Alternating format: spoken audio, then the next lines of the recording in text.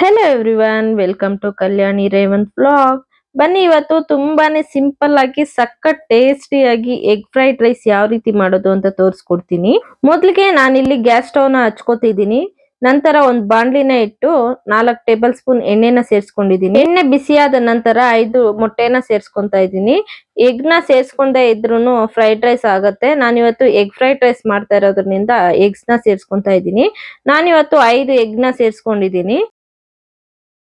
ಒಂದೊಂದಾಗಿ ಎಲ್ಲ ಮೊಟ್ಟೆಗಳನ್ನು ಒಡೆದು ಹಾಕೊಂಡಿದ್ದೀನಿ. ನಂತರ ಸ್ವಲ್ಪ ಉಪ್ಪು, ಸ್ವಲ್ಪ ಮೆಣಸನ್ನ ಸೇರಿಸ್ಕೊಂಡು ಚೆನ್ನಾಗಿ ಫ್ರೈ ಮಾಡ್ಕೋಬೇಕಾಗತ್ತೆ. ತುಂಬಾ ಉಪ್ಪು ಸೇರಿಸಬಾರ್ದು. ಮೊಟ್ಟೆಗೆ ಎಷ್ಟು ಬೇಕೋ ಅಷ್ಟು ಮಾತ್ರ ಉಪ್ಪು ಮೆಣಸನ್ನ ಈಗ ಸೇರಿಸ್ಕೊಂಡು ಚೆನ್ನಾಗಿ ಫ್ರೈ ಮಾಡ್ಕೊಳ್ಳಿ ಒಂದ್ಸಲ. ಮಿಕ್ಸ್ ಮಾಡ್ಕೊಳ್ತಾ ಚೆನ್ನಾಗಿ ಫ್ರೈ ಮಾಡ್ಕೋಬೇಕು.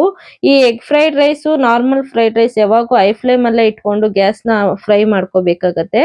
ಹೈ ಫ್ಲೇಮ್ ಅಲ್ಲಿ ಮಾಡಿದ್ರೇನೆ ಇದು ರುಚಿ ಚೆನ್ನಾಗಿರೋದು. ಹಂಗಾಗಿ ಹೈ ಫ್ಲೇಮ್ ಅಲ್ಲಿ ಇಟ್ಕೊಂಡೆ ಚೆನ್ನಾಗಿ ಮಾಡ್ಕೊಳ್ಳಿ.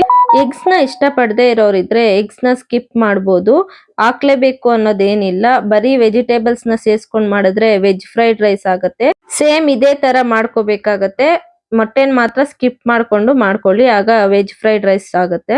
ಫ್ರೈ ಮಾಡ್ಕೊಂಡಿರೋ ಮೊಟ್ಟೆಗಳನ್ನೆಲ್ಲ ಒಂದು ಪ್ಲೇಟ್ ತಗೋಬೇಕು. ಅದೇ ಬಾಣಲಿಗೆ 2 ಟೇಬಲ್ ಸ್ಪೂನ್ ಎಣ್ಣೆ ಹಾಕೊಳ್ಳಿ. ಎಣ್ಣೆ ಏನ್ ಜಾಸ್ತಿ ಬೇಕಾಗಲ್ಲ, ಆವಾಗ್ಲೇ ಮೊಟ್ಟೆಗೆ ಹಾಕಿದೀವಿ, ಹಂಗಾಗಿ 2 ಟೇಬಲ್ ಸ್ಪೂನ್ ಮಾತ್ರ ಹಾಕೊಳ್ಳಿ. ಎಣ್ಣೆ ಬಿಸಿಯಾದ ನಂತರ ಈರುಳ್ಳಿನ ಸೇರಿಸ್ಕೊಂಡು ಚೆನ್ನಾಗಿ ಫ್ರೈ ಮಾಡ್ಕೋಬೇಕು. ಈರುಳ್ಳಿ ಎಲ್ಲ ಕೆಂಪಗಾಗೋವರೆಗೂ ಫ್ರೈ ಮಾಡ್ಕೊಂಡ್ರೆ ಸಾಕಾಗತ್ತೆ. ಜೀರಿಗೆ ಸಾಸಿವೆ ಹಾಕೋ ಅವಶ್ಯಕತೆ ಏನಿರೋದಿಲ್ಲ, ಡೈರೆಕ್ಟ್ ಆಗಿ ಈರುಳ್ಳಿನ ಸೇರಿಸ್ಕೋಬಹುದು. ನಂತರ ಇಲ್ಲಿ 1 ಕಪ್ ಬೀನ್ಸ್ ನ ತಗೊಂಡಿದ್ದೀನಿ ನಾನು, 1 ಕಪ್ ಕ್ಯಾರೆಟ್ ನ ತಗೊಂಡಿದ್ದೀನಿ, 1 ಕಪ್ ಕ್ಯಾಪ್ಸಿಕಮ್ ನ ತಗೊಂಡಿದ್ದೀನಿ, ಸ್ವಲ್ಪ ಕರಿಬೇವು, 1 ಟೇಬಲ್ ಸ್ಪೂನ್ ಆಗೋಷ್ಟು ಶುಂಠಿ ಬೆಳ್ಳುಳ್ಳಿ ಪೇಸ್ಟ್ ನ ತಗೊಂಡಿದ್ದೀರಿ. ನೀವು ಬೇಕಿದ್ರೆ ಶುಂಠಿ ಬೆಳ್ಳುಳ್ಳಿನ ಕಟ್ ಮಾಡಿ ಸೇರಿಸ್ಕೊಂಡ್ರು ಚೆನ್ನಾಗಿರುತ್ತೆ. ನಾನು ಇವತ್ತಿಲ್ಲಿ ಪೇಸ್ಟ್ ನ ಯೂಸ್ ಮಾಡ್ತಾ ಇದ್ದೀನಿ. ವೆಜಿಟೇಬಲ್ಸ್ ನೆಲ್ಲ ಫ್ರೈ ಮಾಡ್ಕೋಬೇಕಾಗತ್ತೆ.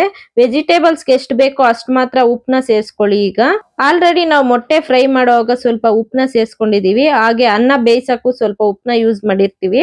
ಹಂಗಾಗಿ ನೋಡ್ಕೊಂಡು ಸ್ವಲ್ಪ ಸೇರಿಸ್ಕೊಂಡು ಚೆನ್ನಾಗಿ ಫ್ರೈ ಮಾಡ್ಕೋಬೇಕಾಗತ್ತೆ. ಫ್ರೈಡ್ ರೈಸ್ ಮಾಡುವಾಗ ವೆಜಿಟೇಬಲ್ಸ್ ಎಲ್ಲ ಕಂಪ್ಲೀಟ್ ಆಗಿ ಫ್ರೈ ಆಗೋ ಅವಶ್ಯಕತೆ ಇರೋದಿಲ್ಲ.